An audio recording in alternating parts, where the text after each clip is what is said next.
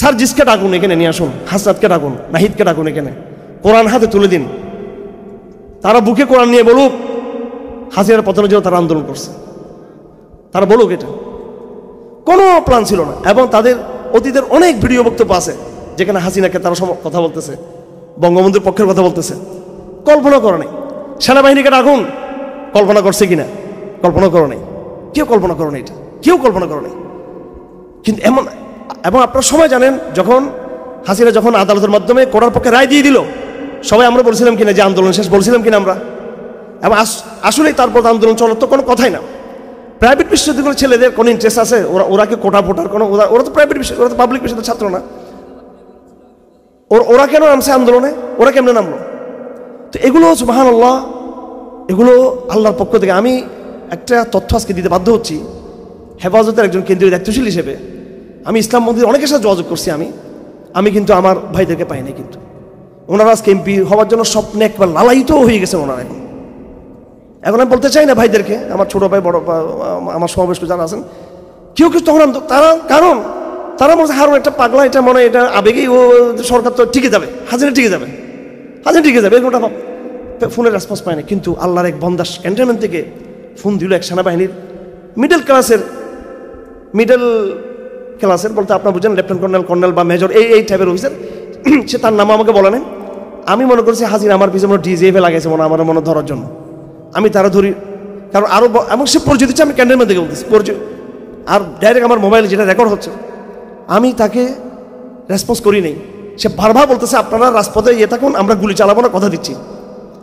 আমি আবার এটা তারা বললাম যে আপনি সরকার পতন করাবেন কি জন্য? ওনার তো অবদানও স্বীকার করা যাবে না। মডেল মসজিদ করছেন, কওমি স্বীকৃতি দিয়েছেন, কারণ আমি তো জানি যে এটা হাজিরা লাগাইছি, এটা বুঝতেছি না তারা। আমি এটা তখন উনি হতাশ হয়ে বলতেছেন যে আমি শাহাদাত তামান্না লালন করি, আমাকে বিশ্বাস করুন। এবং একটা কথা বলছে বেদনাদায়ক কথা, 2-3 দিন, আমি একদিন 2 দিন 3 দিন বিশ্বাস করতে পারতেছি না এটা। শেষে উনি বললেন আপনি আমাকে কখনো আর পাবেন না, আপনি আমাকে কখনো আপনার আমার কথা বলেন, এই নাম্বারটা এখনো আছে, আর তারা পাওয়া চালিয়ে এখন আর পাচ্ছি না তাকে। এই ব্যক্তি মূল মেসেজটা দিয়েছেন আমাদেরকে, হেফাজতকে, চরমুনাইকে মেসেজটা দিয়েছেন। উনি নিজে বলেছেন যে আমরা চরমুনাইকে দিয়েছি মেসেজটা, এবং অন্য ইসলাম বন্ধুদেরকে মেসেজ দেওয়ার চেষ্টা করেছেন, এবং অত্যন্ত আশা নিয়ে আমাকে ফোন করেছেন যে এই গভর্নমেন্ট পড়ে যাবে, আল্লাহর অবস্থা আপনারা স্থির থাকুন রাজপথে, কারণ আমরা গুলি চালাবো না। আমি বললাম আপনাদের অফিসাররা তো গুলি চালাবে, বলো বন্দুক আমাদের হাতে, আমাদের গুলি চলবে না। এরপরেই কিন্তু সেনাবাহিনী যারা এলিট, ওনারা কিন্তু চেঞ্জ হয়েছেন কাদের কারণে?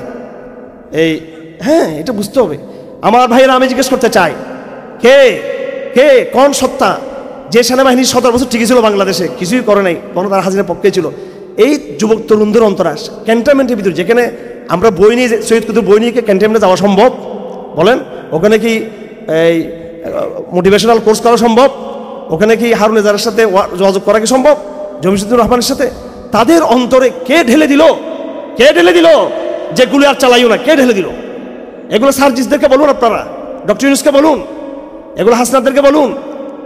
এই সেনাবাহিনীর এই অংশটুকু যদি সেদিন যদি ইউটার্ন না নিত, কোনো দিন এই বিপ্লব সফল হওয়ার কোনো স্বপ্ন কেউ দেখাতে পারতো না। এটা আপনি কীভাবে জল কামানের সামনে টিকতেন, কামানের সামনে কীভাবে টিকতেন? এটা যদি ওরা যদি এগ্রেসিভ থাকতো, এটা আল্লাহ তাদের অন্তরকে ফিরিয়ে দিয়েছে এইভাবে।